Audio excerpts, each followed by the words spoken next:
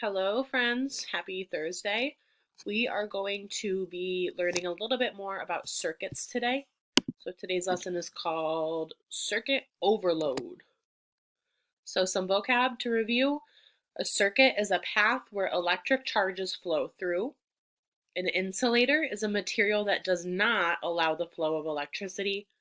And a conductor is a material that electricity easily runs through. Some examples of conductors and insulators. So metals are typically conductors. So you've got silver, gold, copper, steel, and also seawater is surprisingly a conductor. An insulator, rubber, so things like tires, balloons, rubber bands, a glass, oils, diamonds, and wood. So take a look at this circuit and I want you to think in your head, what is wrong with this circuit? Why is the buzzer not ringing? Why is electricity not flowing? What is wrong? So as you can see, we've got our battery here. This is our power source. It's connected to a buzzer. So instead of a light bulb, it's connected to a buzzer. This is an on-off switch. And then that is the problem. That is called an open circuit. And when a circuit is open, electricity cannot flow through. It needs to be closed so that it's a closed circuit that electricity is flowing through the whole thing. We're going to learn about two different types of circuits today. So we've learned about a normal circuit with just one energy source and one light bulb. This is a series circuit. And in a series circuit, electric charges follow a single path. The charged particles move from the battery's positive terminal to its negative terminal.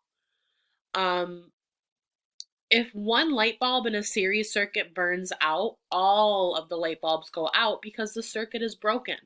So if this light bulb dies, that light bulb's not going to get any electricity either because now the circuit is broken, it's open.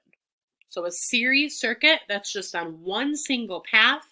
If one bulb goes out, the whole thing goes out.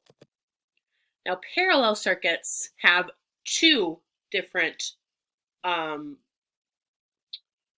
circuits that it flows through. So as you can see, this battery is connected to this and this separately. It has the top loop and the bottom loop. So if this light bulb were to die, this one could still be getting electricity because it has its own separate wire. So one path is a series circuit. More than one path is a parallel circuit.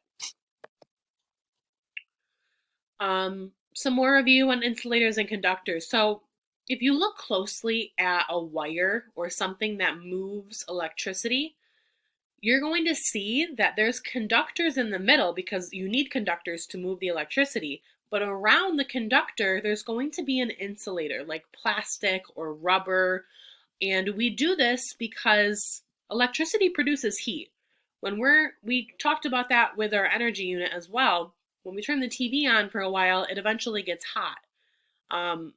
Electricity produces heat. So we use that insulator to protect the material around the conductors from the heat.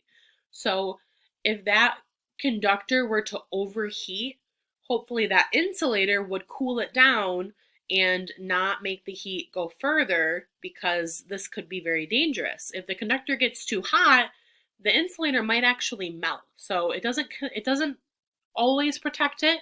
If it gets too hot, it might melt the insulator, but the insulator is around the conductor so that it can keep it inside there, keep it safe, and not cause any fires or anything dangerous around the object. Okay. Look at our questions today. Number 1, what happens when a circuit is open? 2, which is an example of a conductor?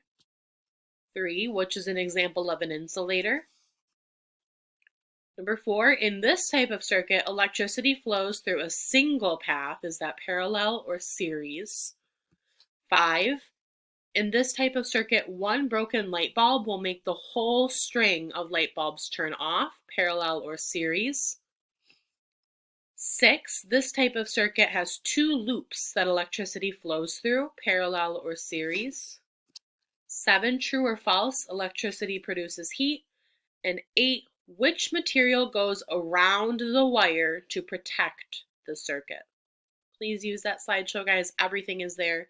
I hope you guys have a great Thursday, and we will see you tomorrow. Goodbye, Adams.